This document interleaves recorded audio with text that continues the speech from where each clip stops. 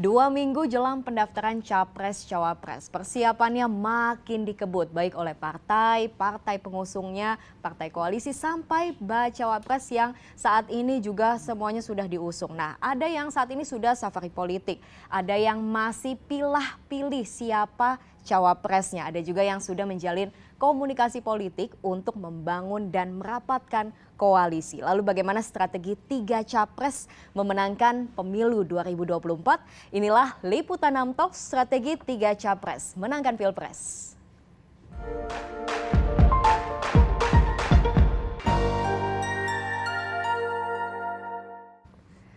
Baik, saya Skolastika Sylvia dan sudah bersama dengan narasumber saya yang luar biasa pada sore ini. Terima kasih banyak sudah datang ke studio Liputan 6 SCTV pada sore ini.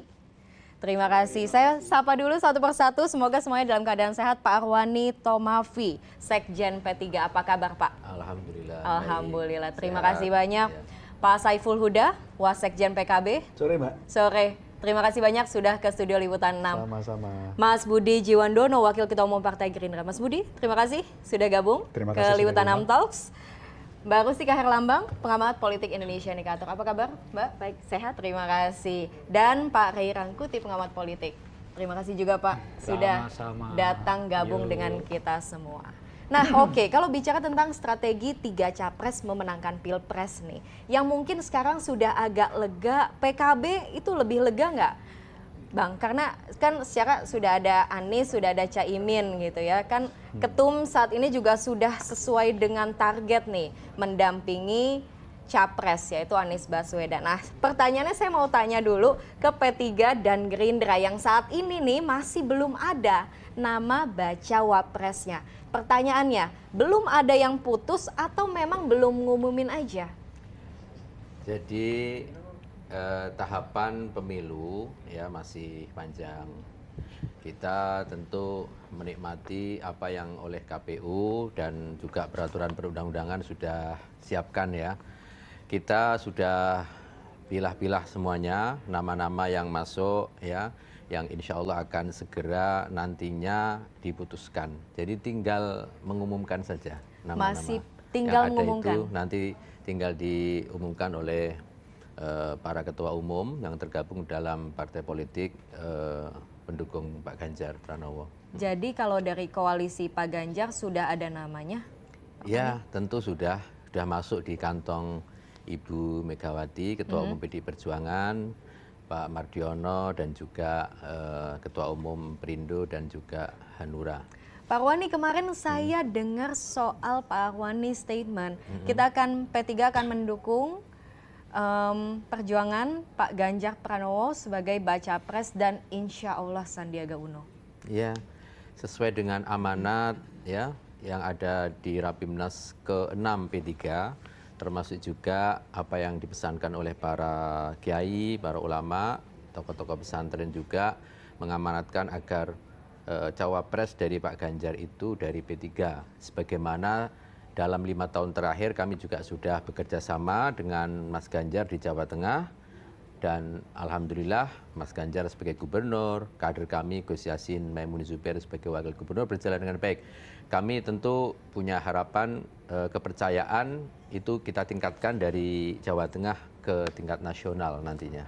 Oke, jadi masih seoptimis itu ya, P3 dan Sandiaga Uno ya. Optimis. Oke, kalau Mas Budi gimana? Kalau di Gerindra untuk bacawa presnya Pak Prabowo Subianto?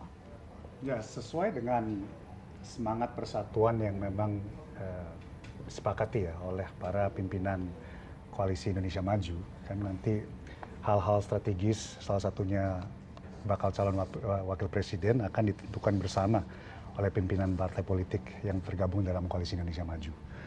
Dan pada saat ini ya memang kita sedang mengadakan komunikasi yang intensif, penggodokan lah katakan, untuk benar-benar melihat peluang-peluang yang masih ada ke depan. Kita masih tadi sesuai saya pinjam katanya Bang Arwani ya, kita menikmati waktu yang masih diberikan ya, oleh sebab itu rekan-rekan dari Koalisi Indonesia Maju benar-benar menggunakan waktu ini untuk memantapkan pilihan dengan semangat musyawarah untuk mufakat dan insya Allah dalam waktu dekat akan diumumkan pada saat kesepakatan telah terjadi antara para pimpinan Koalisi Indonesia Maju. Oke, nah kalau dilihat Prabowo ini kan kubu yang paling gemuk ya secara koalisi nih Mas Budi.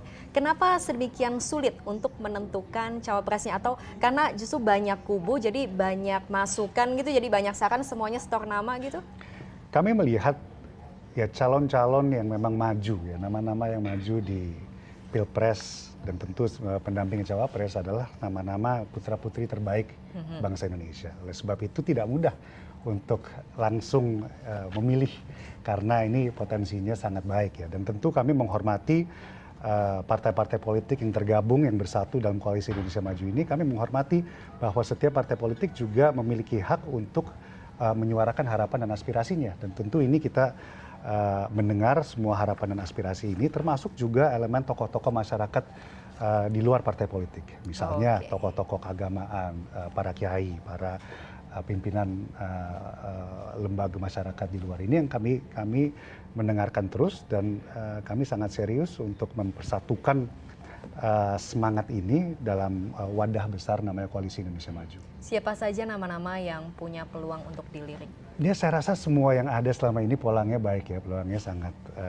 mumpuni ya. Ada Bu Kofifa, ada Pak Erick Thohir, ya, ada Partai Golkar beberapa waktu lalu juga kan mendorong ketua umumnya Pak Erlangga Hartarto. Dan saya rasa ini yang nama-nama yang terus dipertimbangkan, tapi juga kita mendengarkan ya masukan-masukan dari semua tokoh-tokoh pimpinan-pimpinan bangsa ini untuk memberikan yang terbaik untuk bangsa dan negara.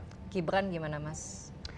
Saya tidak mau melangkah terlalu maju ya, kan kita saya rasa Mas Gibran ini sebagai representasi suara anak muda ya menjadi sebuah opsi yang sangat menarik. Tapi kita ketahui bersama memang sekarang lagi ada proses juga yang mungkin ditunggu-tunggu juga, itu proses Mahkamah Konstitusi yang lagi mungkin ada perdebatan. Tapi sebagai representasi anak muda ya ini patut kami dengarkan juga. Kami hargai bahwa ada aspirasi yang mendorong itu. Tapi kami tidak mau melangkah terlalu jauh. Kalau misalnya ketok dan oke, kenapa enggak gitu? Ya, saya rasa sebagai aspirasi anak muda ya kita ketahui bersama 57% pemilih tahun 2024 adalah Gen Z dan generasi milenial. Saya rasa suara mereka harus didengar. Oke. Pak Saiful, saya mau ke PKB. Nah, Koalisi Perubahan saat ini kan jadi satu-satunya koalisi yang sudah komplit nih ya. Sudah ada baca presnya, sudah ada baca wapresnya. Nah, ini secara posisi menguntungkan nggak? Bisa mulai start nggak dibanding koalisi-koalisi lain yang saat ini ya kita tahu safari politiknya masih satu orang ya. Kalau sekarang kan bisa dipecah nih, Mas Anies sendiri, Caimin sendiri. Ya relatif secara konfigurasi kerja kita lebih leluasa sekarang. Di saat Mas Arwani, Mas Budi pusing untuk menentukan cawapres, kita paling tidak satu step itu sudah terlalui. Yes. Karena itu kami pastikan tanggal 19 Oktober di saat pendaftaran hari pertama KPU kita akan mendaftar. Nah, kita tunggu Mas Budi sama Mas Arwani apakah akan memanfaatkan tanggal 19 sampai tanggal 25 atau mundur lagi. Karena aturan KPU itu kalau daftarnya hanya sendiri itu mundur lagi seminggu. Nah, baik. Karena itu kita berharap semoga 19 sampai tanggal 25 Mas Budi dan Mas Arwani sudah menentukan siapa capres dan cawapresnya. Oke. Saya mau ke Pak Rey, saya mau nanya nih, jangan-jangan memang dua koalisi ini saling nunggu-nungguan gitu, nggak mau melangkah lebih dulu takut kebaca lawan? Enggak gitu. Mereka belum memutuskan. Oh, emang belum aja. Iya, jadi kalau tadi Bung Topani mengatakan tinggal diumumkan, menurut saya enggak lah. Kalau tinggal diumumkan, kenapa susah amat diumumkan? Justru kan menguntungkan kalau diumumkan lebih dahulu, karena konsolidasi tadi seperti oleh Bung Saiful lebih enak kalau sudah betul-betul ada pasangan lalu diumumkan, lalu bekerja berdua-dua gitu loh. Sekarang ini kan sebetulnya kalau kita lihat ya seluruh capres ini kan agak mandek nih suaranya. Dan memang yang dibutuhkan itulah kehadiran cawapresnya siapa gitu. Nah, oleh karena itu semakin cepat diumumkan ada keuntungannya secara elektoral dibandingkan makin lama gitu. Nah, kenapa belum diumumkan? Ya karena belum ketemu. Sesederhana itu ya. Okay. Termasuk di Prabowo, termasuk di di Ganjar ya. Menurut saya karena belum ini. Emang susah banget ya, memang susah menurut saya itu. Hitung-hitungannya gimana sih? Saya kan dulu selalu mengatakan begini, ada 4 faktor lah orang itu memilih calon wakil presiden, dan 4 faktor ini abadi menurut saya dalam semua pemilu. Pertama adalah pertimbangan elektabilitas ya, kedua isi tas sebanyak apa gitu ya kan, ini penting. Yang ketiga terasosiasi dengan 2 organisasi keagamaan besar di Indonesia, NU Muhammadiyah ya. Ketiga bagian dari elit politik atau tidak. Tapi ada yang situasional sifatnya. Kalau untuk pemilu ini saya kira faktor Pak Jokowi. Pak Jokowi suka apa nggak suka dengan figur yang mau dicalonkan ini gitu ya. Nah, yang kelima ini bisa yang dominan yang mana gitu. Misalnya Pak Prabowo nyari orang yang punya elektabilitas atau nyari yang dekat dengan Pak Jokowi gitu. Pak Ganjar juga begitu kan, nyari yang punya elektabilitas atau misalnya yang punya isitas itu. Jadi itu bisa macam-macam ininya, pilihan-pilihannya gitu. Nah, itulah yang menurut saya mengakibatkan pilihan ini tidak mudah karena apa gitu? Karena kemenangan sekarang salah satunya ditentukan oleh siapa calon wakil presiden ini gitu ya. Dan tapi kalau dilihat perkembangannya berikut ini kan dulu misalnya di Ganjar itu ada 5 sampai 6 nama ya kan. Di Pak Prabowo saya kira lebih terbatas lagi gitu. Tapi secara umum saya kira sekarang tuh mengkerucut kepada 3-4 nama. Itu yang kelihatan tuh. Pertama adalah ada nama Hopipa Indar Parawansa, yang kedua mungkin Erick Thohir ya, yang ketiga Pak Erlangga Hartarto, dan yang keempat adalah Gibran, kalaupun faktor Gibran dimasukkan ke dalam gitu. Nah, dari yang 4 ini saya kira tinggal 3. Kalau Gibran ini kan tergantung putusan MK. Kalau putusan MK nggak ada, selesai Gibran gitu. Saya nggak terlalu yakin lagi elektabilitas Pak Mahfud ya. Istilah saya memang dari dulu tuh selalu saya yakinkan bahwa beliau ini tokoh viral saya bilang tuh. Jadi cepat naiknya tadi saat yang bersamaan cepat turunnya gitu. Dan akhir-akhir ini lebih banyak blundernya menurut saya. Mulai dari kasus Az-Zaitun ya, satu pun kasus yang beliau sebutkan tuh nggak tertangani, soal dana yang mereka klaim di Departemen Keuangan, yang terakhir adalah pernyataan beliau soal ketersangkaan seseorang padahal KPK belum mengumumkan ya, itu semua menurut saya blunder gitu. Jadi boleh jadi juga ada faktor keempatnya tuh, Pak Jokowi mungkin nggak terlalu serik juga dengan Pak Mahfud gitu. Jadi oleh karena itu saya agak eksklusifkan, saya masukkan Hopipa masuk ke dalam gitu. Saya juga nggak terlalu yakin Sandiaga Uno. Sekarang ini malah justru makin jarang disebutkan oleh oleh banyak orang lah ya, nama Sandi masuk dalam kategori ini. Oleh karena itu saya katakan kira-kira tiga nama lah di luar Gibran. Kalau Gibran itu masuk ya pertama adalah Erlangga Hartarto, yang kedua adalah Hopipa Indar Parawansa, yang ketiga Erick Thohir. Nah, pilihan bagi Ganjar itu menurut saya jauh lebih luas karena 2 nama ini bisa masuk. Tapi pilihan bagi Pak Prabowo menurut saya sangat terbatas. Jadi cuma 2 tuh nama tuh. Yang paling tinggi kan menurut saya adalah Pak Erlangga karena dia adalah ketua partai gitu. Tapi tentu saja ada kaitannya dengan Pak Jokowi. Kalau mungkin Pak Jokowi kurang serak, ya bisa nama lain dalam hal ini Erick Thohir masuk kan. Nah, tapi kans Erlangganya mungkin jauh lebih kuat karena dia pemilik suara terbesar, pemilik kursi terbesar kedua ya. Jadi kalau dia misalnya mengatakan kami keluar lagi nih, nanti Pak Prabowo bisa kehilangan 2 ya kan gitu. Nah, tapi harus diartikan menarik ini adalah soal Pak Erick Thohir karena Pak Erick Thohir ini ke kiri masuk, ke kanan masuk, kira-kira gitu loh. Kalau Hopipa kan agak dalam kayaknya ke PDI Perjuangan ya. Tapi kalau Erick ini bisa digandengkan dengan Ganjar, bisa juga digandengkan dengan Pak Prabowo gitu. Dan pada akhirnya kemudian menurut saya yang paling menentukan itu ada 2 hal nanti. Kemana Pak Jokowi menentukan dukungannya kepada cawapres ini, dan yang kedua adalah sejauh mana elektabilitas mereka menunjang bagi calon wakil presiden. Jadi sesignifikan itu dukungan Pak Jokowi untuk capres-cawapres ini, Pak Ray? Nggak bisa diabaikan. Jadi ya misalnya kalau kita runut lagi nih, Pak Prabowo misalnya terbantu elektabilitasnya hampir 5% ya, bahkan mungkin boleh lebih kalau Pak Prabowo kelihatan begitu dekat dengan Pak Jokowi.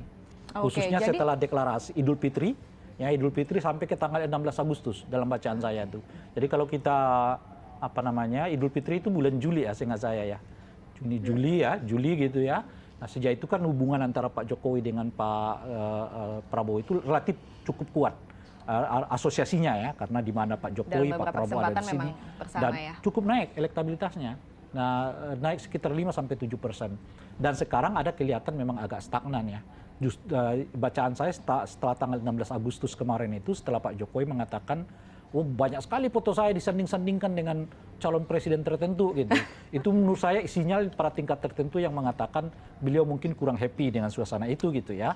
Dan sejak saat itu kelihatan memang elektabilitasnya agak stagnan gitu. Oleh karena itulah kemudian orang membicarakan faktor Gibran di dalamnya. Meskipun kalau dilihat trennya juga akhir-akhir ini, saya juga nggak terlalu yakin Gibran ini menjadi salah satu cawapres yang paling unggul di 3 nama. Karena seperti yang saya sebutkan tadi, ternyata ketika disurvei, Pak Prabowo dengan Pak Gibran itu relatif belum tinggi sekali dibandingkan misalnya Pak Prabowo dengan siapa gitu ya. Nah, oleh karena itu, dan saya kira juga ada faktor soal masyarakat ini suka nggak sih model yang kayak begini gitu loh. Jadi usia 35 tahun, ada kesan terlalu dipaksakan untuk masuk dalam pemilihan ini gitu. Itu belum tentu itu sekali publik. Jadi kalau bicara soal dukungan Jokowi ini nanti kacamatanya pengamat akan lebih condong ke? Saya kira bahkan pada tingkat tertentu mungkin Pak Jokowi agak melupakan nih Gibran gitu.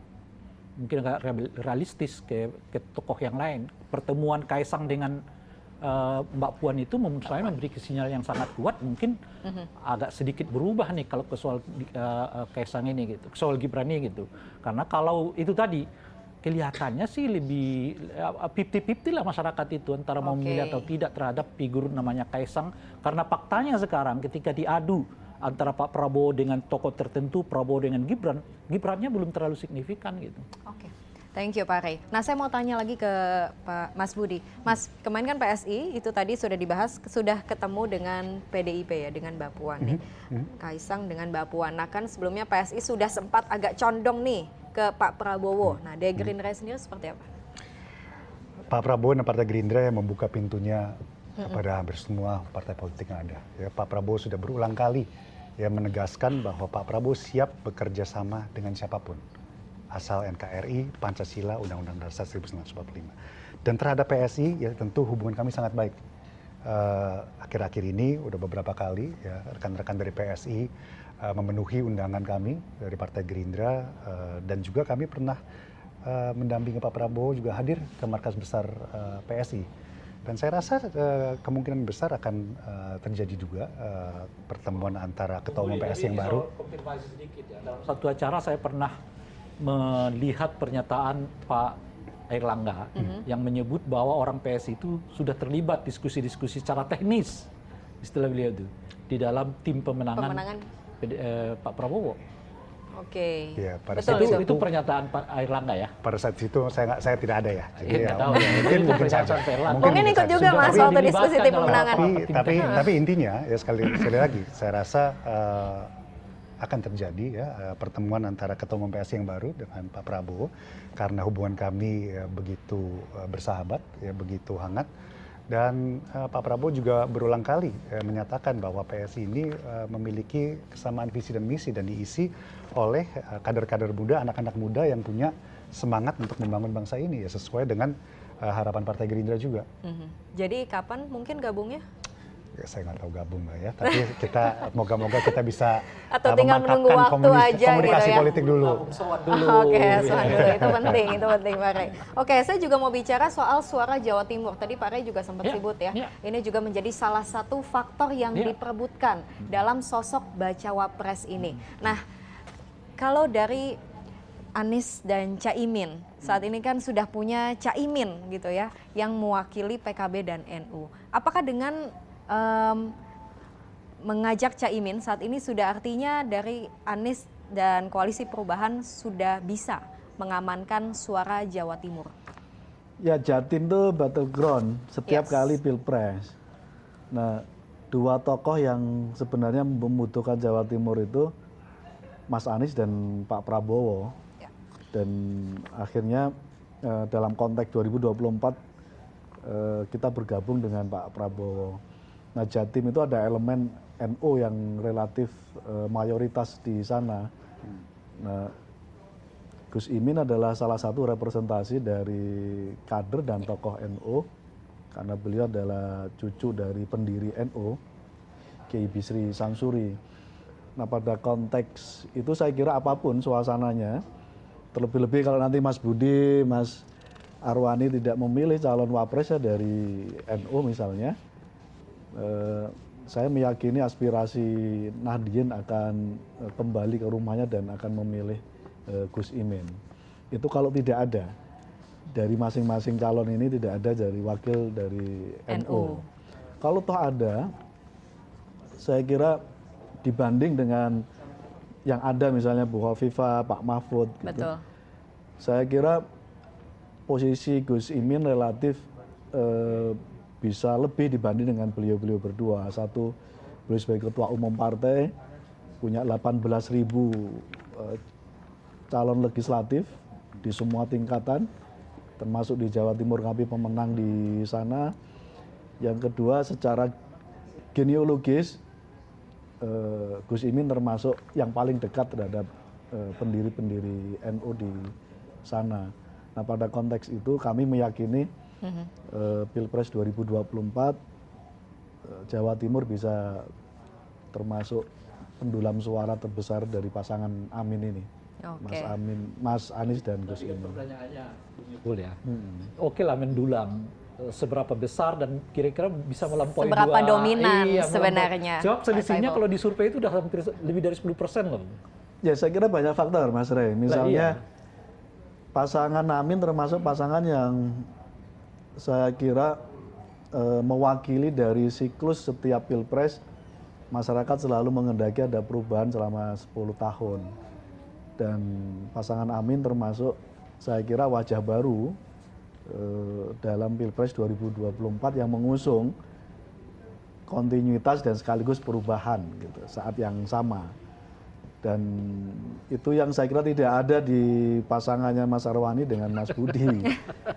Beda konteks misalnya kalau Pak Prabowo dari awal masih ingin melaju dalam Pilpres 2024, tidak masuk dalam misalnya dalam kabinetnya Pak Jokowi. Mungkin beliau termasuk yang menjadi bagian dari tokoh yang relatif baru yang dianggap bisa merepresentasikan kekuatan baru tahun 2024. Nanti Pak Prabowo kan memilih bergabung dengan Pak Jokowi. Nah, dari dua figur ini yang kira-kira punya semangat kontinuitas dan pembaruan, saya kira figur dari pasangan Amin, Mas. Baik, Anies Pak dan Saiful, berarti Gus berarti kan sejauh ini kan masih optimis ya Caimin akan mengamankan suara Jatim. Tapi kemarin sempat ada statement yang cukup meresahkan dari Gus Yakut. Sempat ingat soal jangan pilih capres yang bermulut manis dan mempolitisasi agama. Sempat ada pernyataan yang keluar seperti itu. Ya, itu Nah, dinamika. PKB-nya gimana? Itu dinamika biasa. Kan semua individu punya pilihan masing-masing gitu. Tapi kita meyakini kita sudah sowan ke semua kiai. Jadi judulnya kemarin kita mengantar Mas Anies. Jadi Gus Imin mengantar Mas Anies di Jawa Timur. Keliling hampir seminggu ini. Dan relatif penerimaan para kiai cukup bagus. Dan relatif kira-kira semangatnya sudah budal. Berangkat pasangan Amin, Mas Anies dan Gus Imin. Pada level itu menurut saya insya Allah akan ada kenaikan signifikan di Jawa Timur. Oke, Pak Rey, tapi mungkin memang biasa perbedaan suara di dalam tubuh partai itu. Iya biasa juga, tetapi ada yang terbuka, ada yang nggak terbuka. Nah kalau ini sih menurut saya tidak terbuka yang tidak biasa. Gitu. Tidak terbuka yang tidak biasa. Ini terbuka yang tidak biasa. Terbuka gitu yang ya. tidak biasa. Karena sampai saat ini misalnya belum ada sanksi tuh ke Menak. Dan juga tidak akan dicabut katanya pernyataannya. Ya Menak udah menantang, saya nggak akan cabut kok. Gitu. Tapi kan belum ada sanksi sampai sekarang. Padahal di awal dinyatakan akan diberi sanksi dan ini bukan kali pertama kan. Sebelumnya juga udah pernah menyatakan hal yang sama. Bukan pernyataan yang sama, tapi pada intinya adalah mengkritik lah pasangan Imin dan pasangan Cak Imin dengan Pak Anies ini gitu ya. Nggak ada sanksi gitu. Saya kira ada tiga bacaan saya itu. Pertama ya memang Menak ini merepresentasi kelompok Gus Durian di lingkungan PKB yang mungkin masih kesulitan untuk menerima kehadiran Anies sebagai calon presiden mereka gitu ya. Itu bacaan saya yang pertama. Dan yang kedua adalah tentu mungkin ini bagian dari suara Pak Jokowi yang tetap menginginkan agar ya dua orang ini terus diganggu lah tanda kutip gitu ya. Jadi tetap ikut tapi jangan beri kesempatan bernapas kira-kira gitulah ya. Saya tidak membayangkan spekulasi itu. Ini cek ombak maksudnya Pak Rey. Saya tidak membayangkan ada spekulasi itu. Saya ingin menyangkut soal Gus Durian itu. Ada legasi yang paling luar biasa yang dilahirkan oleh Gus Dur itu dalam membentuk PKB ini. Dan kami semua pengurus yang ada di PKB adalah Gus Durian semua. Salah satu cara kami untuk mengurus dan membangun legasi Gus Durian ini adalah merawat PKB. Gitu. Jadi saya kira kategori itu tidak pas gitu. Kami sangat Gus Durian. Cara kami mencintai Gus Dur adalah mencintai PKB ini sebagai partai yang didirikan oleh Gus Dur. Jadi kategori itu kurang tepat menurut saya, Bang Ren. Tadi sempat kita ngomongkan soal NU Jawa Timur. Nah, ini juga akan menjadi pertimbangan Prabowo Subianto memilih bacawa pres. Siapa itu? Yang kira-kira saat ini dari nama-nama yang sudah mengerucut, siapa yang paling bisa merepresentasikan suara NU atau Jawa Timur? Kan kemarin juga sudah banyak tuh sowan-sowan ke Kiai ya, Pak Prabowo banyak sekali. Ya, tentu seperti kita ketahui bersama ya, dalam kontestasi politik Indonesia itu Jawa Timur salah satu provinsi yang paling menentukan.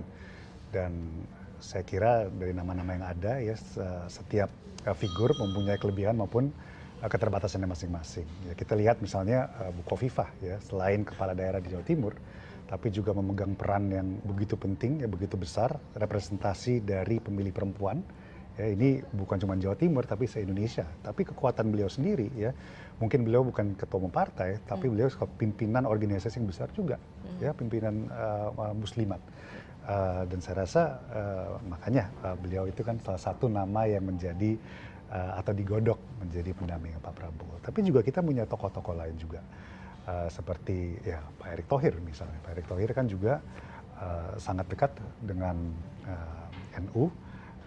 Beliau berulang kali juga kita melihat safari-safari politik yang dilakukan menuju Jawa Timur, dan juga Pak Prabowo ya udah sangat sering kita lihat Pak Prabowo itu mengunjungi Jawa Timur, dan belum lama ini diterima oleh juga kiai-kiai besar dari Jawa Timur, dan kita melihat bahwa sambutannya sangat hangat dan sangat positif. Ya, ini menjadi modal kita untuk benar-benar meraih kepercayaan dan hati kalangan NU ke depan.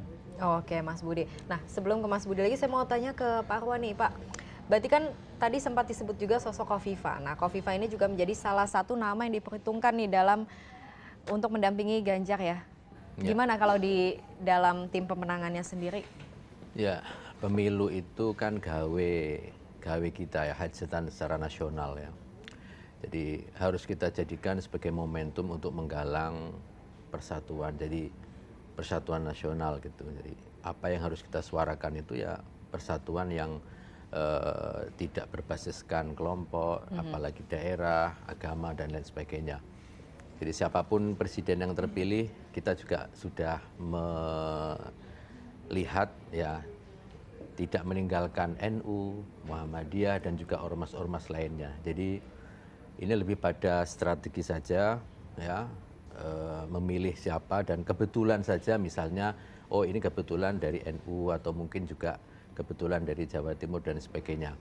Kita lihat dulu di 2004 misalnya sosok Ketua Umum PBNU Pak Hashim Muzadi, nggak perlu diragukan lagi ke NU-annya. Itu pun juga misalnya teman-teman di NU punya otoritas yang cukup independen ya untuk apakah ikut memilih apa enggak. Bahkan dulu Mas Saiful Huda juga nggak dukung Ketua Umum PBNU waktu itu kan gitu. Jadi biasa. Betul, makanya Iya. biasa itu. Artinya Salahuddin Wahid. udah rahasia umum, jadi tingkat independensi teman-teman di pesantren, para kiai itu luar biasa. Jadi makanya dalam pemilihan legislatif juga banyak yang ke PDI Perjuangan, banyak yang ke Golkar, ke Gerindra ya. Lebih dari itu tentu di PKB, P3 sebagian besar ya. Artinya apa? Artinya memang pola strategi yang harus dilakukan oleh partai-partai termasuk misalnya Pak Ganjar. Kami atau orang mungkin lebih memilih capresnya dulu ya. Capresnya siapa gitu kan. Sebenarnya kalau dari sisi itu Pak Ganjar juga bisa dimasukkan kategorisasi yang nggak jauh juga dari NU. Misalnya beliau tuh menantunya tokoh NU, Kiai NU di Jawa Tengah. Orang akan melihat itu juga. Di satu sisi misalnya kita juga lihat pertanyaan teman-teman di Jawa Timur misalnya, "Duh, ini NU PKB kok dengan Mas Anies gitu kan." Juga kadang-kadang ada pertanyaan seperti itu yang memang harus dijawab ya. Tetapi itu bagian dari strategi masing-masing lah saya kira. Apalagi mungkin PDI Perjuangan juga unggul kan di Jawa Timur. Artinya apa? Artinya bisa menjawab Pak Mas Ganjar itu sejauh mana di Jawa Timur. Enggak, udah mantap, saya kira suara di Jawa Tengah, Jawa Barat, seperti juga di Jawa Timur gitu. Jadi butuh sosok orang Jawa Timurnya nggak deh untuk sosok cawapres pendampingnya Ganjar nih? Iya, saya harus mengatakan bahwa bagian dari pemenangan Ganjar ya disiapkan juga tokoh atau sosok dari NU ya, dari yang punya kedekatan dengan basis elektoral di Jawa Timur. Kita lihat misalnya selama ini orang mengatakan Pak Mahfud, Khofifah itu juga nantinya insya Allah akan menjadi bagian dari pemenangan Mas Ganjar. Oke, jadi yang mau dikatakan adalah kalaupun cawapresnya tidak dari Jawa Timur atau NU akan tetap dilibatkan dalam tim pemenangan seperti itu. Iya, karena kita harus melihat momentum pemilu itu ya momentum hajatan kita secara nasional ya. Jadi sejauh mana nantinya kita juga akan melihat presiden, wakil presiden yang terpilih juga nggak akan lalu ini karena bukan dari NU atau bukan dari Muhammadiyah lalu akan meninggalkan NU dan sebagainya, enggak. Nyatanya nggak ada kan gitu seperti itu. Oke, saya mau balik lagi ke Mas Budi. Sebelum ke Mbak Rustika ya Mbak Yanta, kita akan lihat bagaimana tracknya di media sosial, sentimen-sentimen warganet. Mas Budi masih ada waktu? Masih. Satu ada pertanyaan ya, untuk menjawab talks kita, tema besarnya adalah strategi untuk memenangkan Pilpres. Strategi dari Gerindra dan Koalisi Indonesia Maju. Ya, saya rasa yang terpenting adalah para kader kami ya tentu menawarkan program yang konkret kepada masyarakat umum. Ya, itu kita selalu menggarisbawahi para kader Partai Gerindra untuk turun ke masyarakat, door to door, menawarkan solusi-solusi yang menghadapi bangsa, segala masalah yang ada bangsa ini. Dan tentu itu juga harus dibarengi juga dengan kampanye yang baik, yang damai. Ya, ini yang kita mau bangun, ini sebuah tradisi demokrasi yang sejuk, ya, yang damai. Yang tadi saya juga sepakat dengan Bang Arwani, kita mau merajuk sebuah persatuan. Ya, Indonesia ini bangsa negara yang begitu besar dengan ragamnya yang juga begitu luas. Dan kalau kita pimpinan partai politik itu dalam membangun bangsa ini, kita mau menuju sebuah arah yang besar, katakanlah arah Indonesia Emas 2045, akan sangat sulit kalau kita tidak semua bersatu. Jadi semangat persatuan ini harus menjadi bagian besar dari kampanye kita. Apakah itu kampanye darat, ya door to door menawarkan program-program yang sekarang lagi udah mulai kami kumandangkan. Ya, Pak Prabowo menitipkan harapan begitu besar dan ingin melanjutkan banyak program-program Pak Jokowi yang sukses. Pak Prabowo menitipkan garis besar juga di dalam pembangunan ketahanan pangan kita ke depan. Dan ini yang akan menjadi basis kekuatan kita, tawaran kita kepada masyarakat yang saya rasa akan sangat bisa diterima oleh semua pemilih yang ada. Apakah itu Gen Z dan milenial, itu nanti kita juga ada bahasa dan strateginya juga. Dan kami sangat optimis bahwa apa yang kami tawarkan itu akan sangat bisa diterima. Kalau itu strategi kampanye, tapi tentu tidak berkampanye kalau belum milih baca wapresnya dong Mas Budi. Apakah ini juga bagian dari strategi ngumuminnya nanti mepet-mepet gitu, atau ya itu tadi nunggu diundur lagi atau gimana?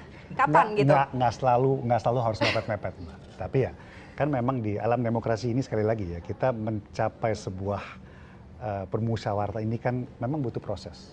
Kita menghargai apalagi ada partai-partai politik yang sudah tergabung di Koalisi Indonesia Maju, ya, ada partai Golkar, ada PAN, ada Demokrat sekarang, ada Partai Bulan Bintang, ada Partai Garuda, ada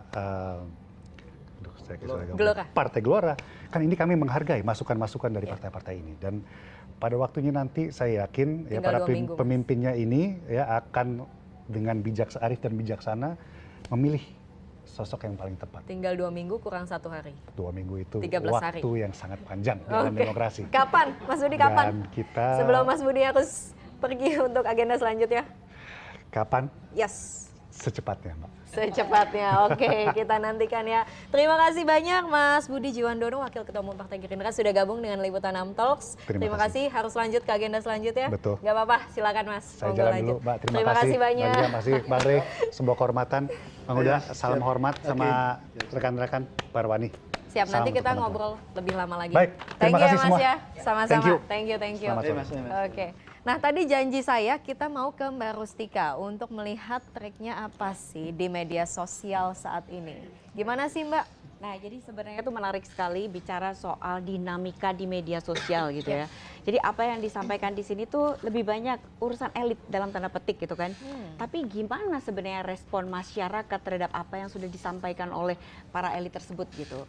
Nah, jadi salah satu hal yang menarik adalah ketika kita membaca data ya dalam 3 bulan terakhir, tadi kan disebutkan oleh Mas Budi terkait sama cawapres. Ya. Ternyata cawapres itu adalah salah satu wacana yang paling banyak mendapatkan respons oleh netizen gitu. Ya. Jadi ketika ada satu wacana dimunculkan, oh kayaknya cawapresnya A atau B atau C. Kemudian kita lihat gitu, gejolaknya tuh luar biasa gitu. Jadi kalau kita lihat dalam 3 bulan terakhir itu ada beberapa faktor yang membuat netizen itu bergejolak. Tapi satu catatan penting ketika kita bicara tentang media sosial adalah situasinya tuh sangat dinamis. Siapa yang membentuk wacana pada hari itu, menarik atensi perhatian orang pada saat itu, maka dia akan tinggi. Dan kemudian dia bisa merendah. Tergantung pada isu yang disampaikan gitu. Misalnya dalam beberapa waktu lalu gitu, selama ini mungkin Amin selalu rendah gitu kan.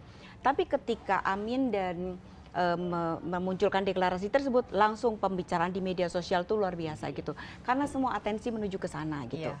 Ketika apa yang disampaikan oleh Pak Rai gitu, bahwa Pak Jokowi setiap kali mengangkat Ganjar atau mengangkat Prabowo, terutama Prabowo, langsung di media sosial Sentimennya pun langsung sangat wah, tinggi gitu. bergejolak. Dan itulah yang ada di dalam catatan kita selama 3 bulan terakhir. Jadi beberapa hal yang menarik, pertama adalah daya tarik figur. Jadi ternyata 3 figur ini oleh netizen itu di framing berbeda-beda. Jadi kalau kita tarik lebih jauh gitu ya, kelihatan gitu loh bahwa ternyata kelompok-kelompok yang misalnya Prabowo itu lebih dikesankan, Prabowo itu adalah figur yang kesatria gitu kan. Oke. Kemudian kalau misalnya kita bicara soal Ganjar itu adalah sejuk merakyat gitu. Kemudian kalau kita bicara soal Amin itu adalah bicara tentang perubahan dan juga belakangan ini Islami gitu. Itu dimunculkan sangat ketat sekali di antara 3 faktor tersebut gitu. Namun di dalamnya itu cukup banyak sekali gitu apa yang terjadi. Kedua adalah terkait dengan kedekatan Jokowi, jadi pengaruhnya sangat besar. Ketiga adalah komunikasi inklusif. Jadi ternyata ketiga paslon itu melakukan komunikasi yang inklusif kepada seluruh netizen gitu. Jadi Betul. bagaimana dia bisa menyampaikan pesannya dan audiensnya lebih luas di situ gitu. Dan keempat adalah memang berubut NU. Nah, jadi dia adalah itu. Tadi disebutkan seperti apa sih gitu ya situasi dan media sosial memframing mereka. Mungkin kita bisa lihat di datanya kembali gitu. Jadi kita bisa melihat bahwa ternyata masing-masing paslon itu dia sudah punya medsos masing-masing gitu. Jadi Ya. misalnya Prabowo belakangan ini dia sangat kurang aktif lagi di Twitter. Tapi respons masyarakat terhadap Prabowo itu paling besar di Twitter gitu. Nah kemudian kita bisa lihat lagi, misalnya apalagi gitu terkait sama Ganjar Pranowo gitu. Oh ternyata Ganjar Pranowo itu dia menguasai Aktif di 4 semua platform ya. 4 kalau dari platform data tersebut ini ya. dan keempatnya itu masing-masing aktif gitu dan merespon dengan cukup baik gitu. Kemudian juga Anies Baswedan juga demikian gitu. Nah jadi yang menarik itu memang Prabowo. Jadi Prabowo itu Pasif Twitternya tapi enggak banyak. ya Twitternya nggak aktif, bahkan dalam 3 bulan tuh hanya 1 kali posting, tapi responsnya yang ditujukan kepada Prabowo itu sangat besar sekali gitu. Nah tetapi kalau kita bedah lagi yang milenial sama yang Gen Z gitu, ternyata Twitter itu banyak banget yang nge-tweet tapi sayangnya nggak ada respons gitu. Nah biasanya yang paling banyak respon itu adalah di TikTok dan Instagram. Oke. Dan ini adalah sebenarnya kekuatan Ganjar terkait dengan Gen Z. Kenapa dia sangat tinggi sekali? Karena ternyata dia mainnya sedikit dan kebanyakan di TikTok dan kemudian direspon oleh banyak orang. Kenapa Gen Z itu menyukai Ganjar lebih banyak? Karena apa? Salah satu hal terkait sama Gen Z itu adalah mereka tuh suka humor. Jadi Oke. segala sesuatu yang sifatnya humor itu menyenangkan mereka. Jadi yang tidak terlalu kampanye yang tidak gitu terlalu ya. kampanye gitu loh, tetapi kampanye tapi ada sesuatu yang dimasukkan, message-nya kena gitu. Dan kemudian juga terkait sama seni, itu mereka senang nih. Ini kita bicara soal Gen Z ya, mereka punya karakter yang khas gitu. Nah, Gen Z itu kenapa dia suka sama Prabowo? Karena Prabowo itu dianggap orang yang dia punya sesuatu yang menjadi kayak semacam hero buat mereka gitu. Jadi mereka tuh punya mimpi gitu. Nah, bedanya kalau misalnya milenial itu senang sama Ganjar, kenapa? Karena dia menganggap bahwa oke lah, Ganjar itu adalah orang yang bekerja keras akhirnya membentuk Jawa Tengah menjadi seperti ini gitu. Nah, milenial yang suka ke Prabowo misalnya itu adalah mereka yang bicara terkait sama ternyata Prabowo itu punya sesuatu yang dianggap besok Indonesia akan begini gitu. Jadi kebangsaannya visioner seperti itu. Terus kemudian yang lain adalah bahwa Prabowo akan memberikan susu dan makanan kepada pelajar, itu membuat netizen milenial itu senang sama mereka gitu. Nah, ternyata gitu ya, hal ini juga terkait juga dengan Anies Baswedan gitu. Ternyata Anies Baswedan itu misalnya kenapa dia disukai gitu ya. Ternyata salah satu alasannya itu adalah alasan yang lebih ke pendekatan ke perubahan dan ke Islam. Jadi Anies Baswedan itu dengan Caimin itu dia relatif konsisten gitu. Bahkan pada pemilih perempuan. Nah, jadi itu kita juga bedah lagi tuh untuk pemilih perempuan. Ternyata pemilih perempuan itu kepada siapa mereka, dan mereka itu kenapa memilih ketiga figur tersebut gitu. Nah, kenapa pemilih perempuan itu menjadi sangat menarik? Karena dalam beberapa survei itu menyatakan bahwa perempuan itu ternyata sekarang paling galau milih siapa capresnya gitu. Nah, jadi dalam tiga hal tersebut memang Ganjar paling besar tingkat presentasinya 25,86, karena ini versi perempuan ya. Gitu, karena kepemimpinan Ganjar itu dianggap sejuk, sederhana gitu, dan tidak suka pemimpin yang sifatnya tuh kasar gitu. Terus kemudian Ganjar juga suka memberikan link-link motivasi gitu. Link motivasi. Nah, terus kemudian kalau kita lihat TikToknya Ganjar misalnya, itu kan dia suka bermain dengan ibu-ibu yang udah senior. Ayo Bu, kita foto, kayak gitu. Itu sesuatu yang ya, sangat menyentuh, memainkan perasaan gitu. Nah, terus kalau misalnya kepada Prabowo itu ada 21,84%. Ini adalah perempuan-perempuan dengan karakter yang berbeda gitu. Mereka menganggap bahwa Prabowo itu adalah orang yang peduli sama rakyat kecil. Mereka juga peduli sama santri, karena Prabowo itu di framing dekat dengan kelompok ulama dari masa lalu gitu. Kemudian dia juga sosok kesatria dan jujur. Nah, itu adalah versi netizen gitu. Nah, kemudian juga di sisi lain itu ada Prabowo yang momen seorang lansia yang mendekati PS dan kemudian hormat. Nah, seperti itu yang disukain sama perempuan gitu. Jadi ada juga cerita soal perempuan yang dia mengharapkan Prabowo harus tolong dong, ini soal akun TikTok Shop ini ditutup, apa yang harus dijawab gitu, apa yang harus dilakukan gitu. Nah, sementara Anies Baswedan itu sebanyak 19,49 itu dikaitkan sosok Anies yang dianggap sebagai pemimpin Islami dan didukung oleh ulama. Jadi sosok yang dianggap oleh netizen perempuan itu jujur, sopan, dan amanah gitu. Nah, itu adalah jadi menarik itu kalau kita membaca trennya, ternyata masing-masing itu punya pendekatan yang berbeda. Kenapa saya suka A, suka B, suka C gitu. Jadi sebenarnya pasarnya tuh udah jelas kok gitu. Karakteristik pendukungnya juga berbeda ya. Betul sekali. Ya. Jadi kita mau deketin siapa? Mau deketin Gen Z. Oh, berarti kita harus pendekatan-pendekatan yang disukai oleh Gen Z gitu. Oke, Pak Rey, kalau tadi kan strategi di media sosial. Nah, ini sebenarnya kan belum masuk masa kampanye ya, tapi kita tahu bahwa baca pres masuk sosialisasi. Oke, sudah masuk sosialisasi, tapi baca pres ini kan sudah ada janji-janji manis tuh. Waktu itu kita ingat misalnya tadi Prabowo Subianto sudah disebut makan siang dan minum susu gratis. Ada Saiful, Pak Saiful waktu itu BBM gratis. BBM semurah-murahnya. Diganti lagi. Semurah-murahnya berapa?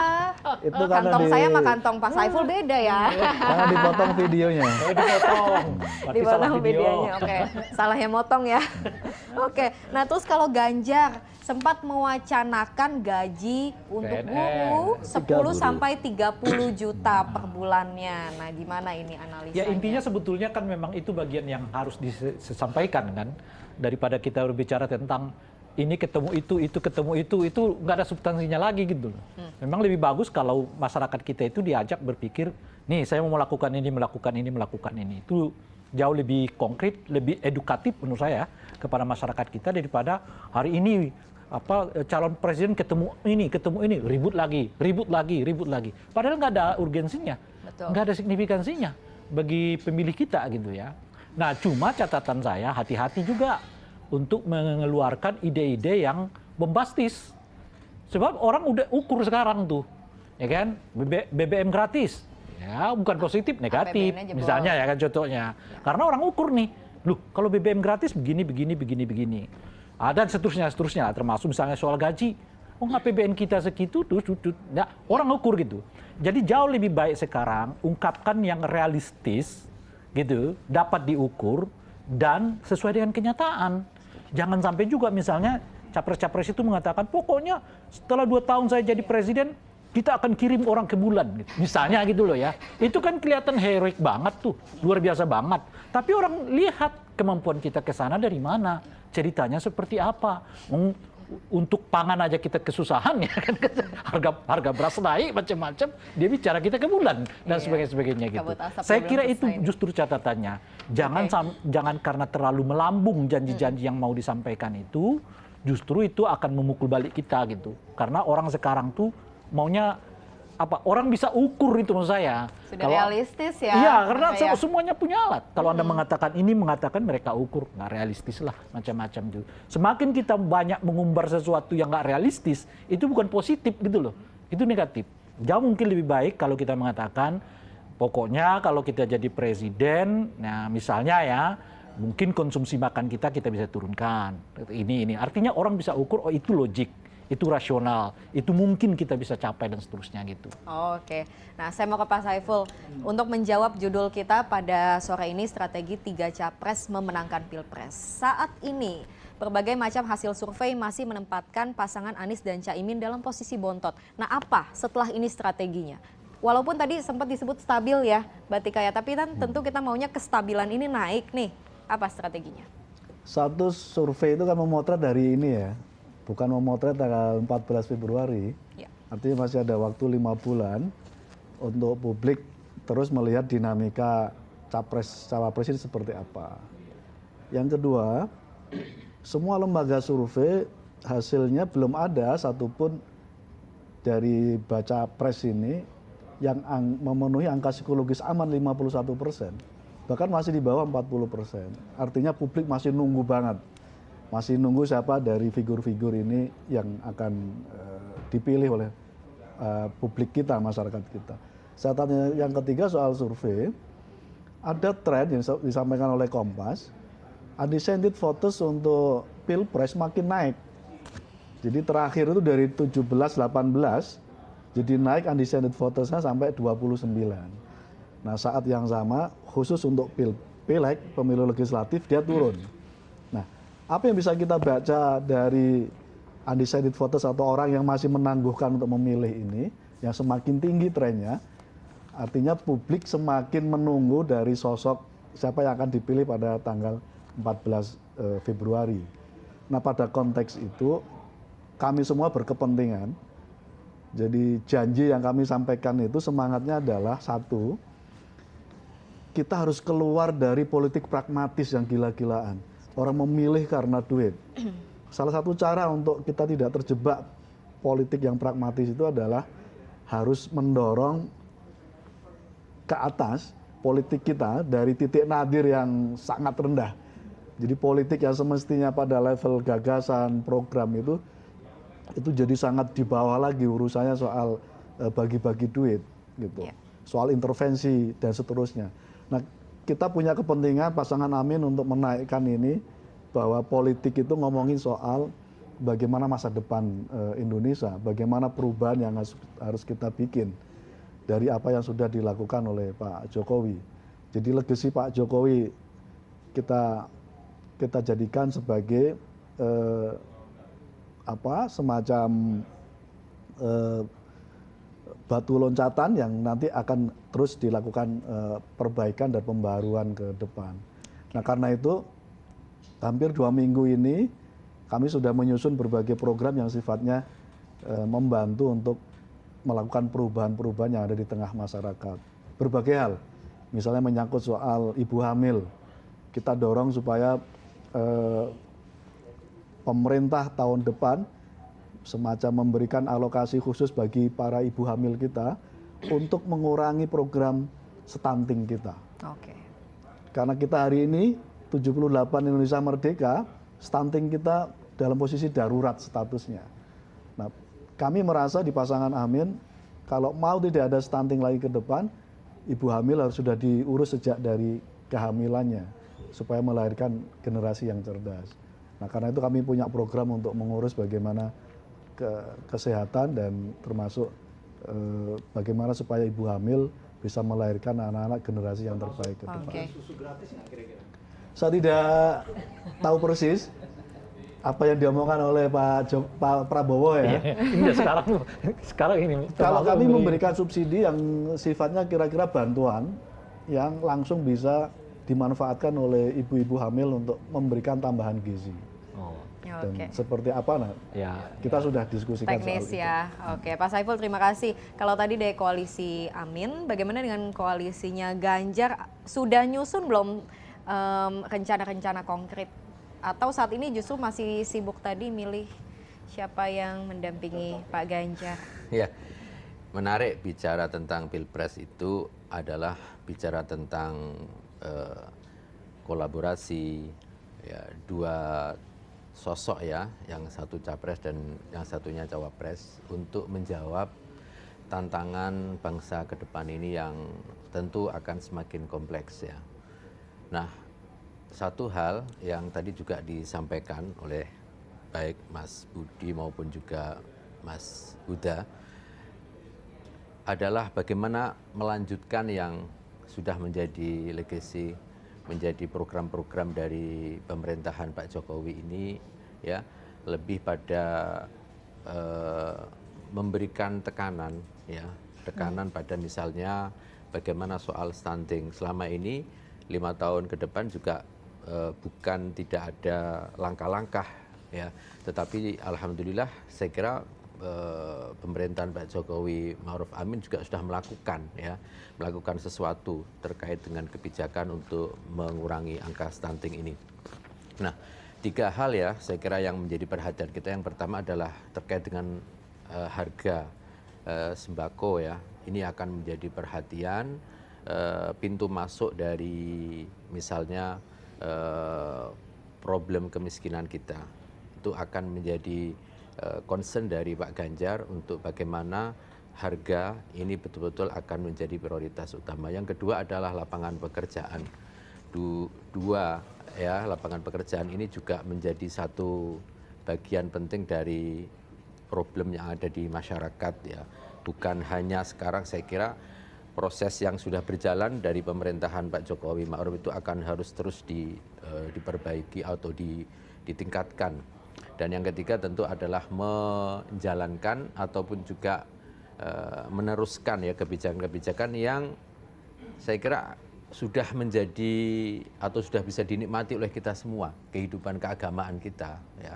Bagaimana misalnya tidak ada lagi problem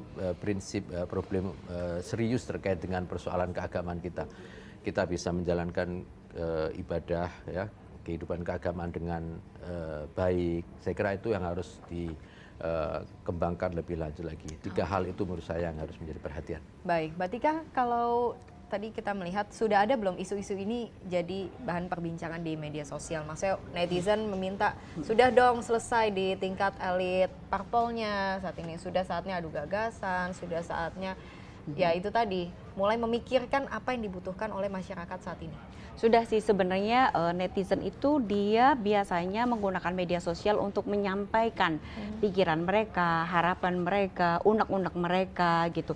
Jadi sebenarnya di media sosial itu netizen tuh sudah menyampaikan gitu loh. Jadi isu apa sih yang harusnya kalian pikirkan terkait sama UMKM misalnya gitu kan. TikTok Shop ditutup itu ternyata responnya besar sekali gitu loh. Ini kenapa ya 3 baca pres kok nggak ada yang mau ngomong? Nah seperti itu. Kemudian juga terkait sama kasus Rempang gitu. Nah itu juga kelihatan gitu. Jadi netizen itu sangat netizen tuh begitu ada masalah apa itu seringkali ditujukan kepada mereka gitu. Betul. Pak Prabowo ini ada ini, Pak Anies ada ini, kemudian Pak Ganjar ini ada ini gitu. Itu selalu disampaikan gitu. Dan juga misalnya terkait dengan di sana itu ada kemiskinan Pak, datang dong. Nah itu selalu disampaikan oleh netizen gitu. Jadi netizen itu dia sebenarnya kalau para capres itu mau mendengarkan dengan lebih jernih dan membaca gitu ya. Dan kita harus bedakan ya antara yang organik dan tidak organik. Coba cari yang organik betul gitu. Masyarakat tuh kebutuhannya apa? Insya Allah gitu.